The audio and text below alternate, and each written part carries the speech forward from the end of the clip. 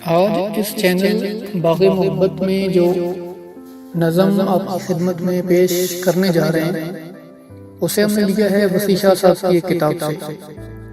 ये नज़म बहुत मशहूर हुई, लोगों ने इसे बहुत पसंद किया, बहुत सारा। उम्मीद है कि आप इस नज़म को सुन के बहुत महजूज होंगे। काश मैं तेरे हंसी हाथ का कंगन होता, काश मैं तेरे हंसी हाथ का कंगन होता।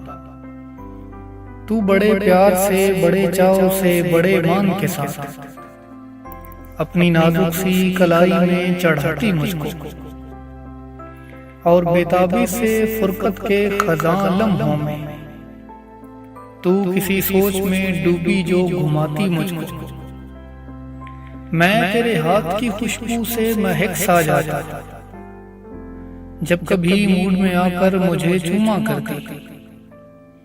तेरे होंठों की हिद्दत से दहक सा जाता रात को जब भी तू नींदों के सफर पर जाती। मरमरी हाथ का एक तकिया बनाया करती। मैं तेरे कान से लगकर कई बातें करता, तेरी जुल्फों को, तेरे गाल को चूमा करता। जब भी तू बंद कबाब खोलने लगती जाना, अपनी आंखों को तेरे हुस्न से खैरा करता।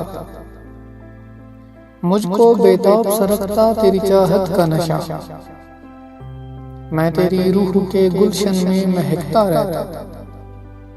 मैं तेरे जिस्म के आंगन में खनकता रहता।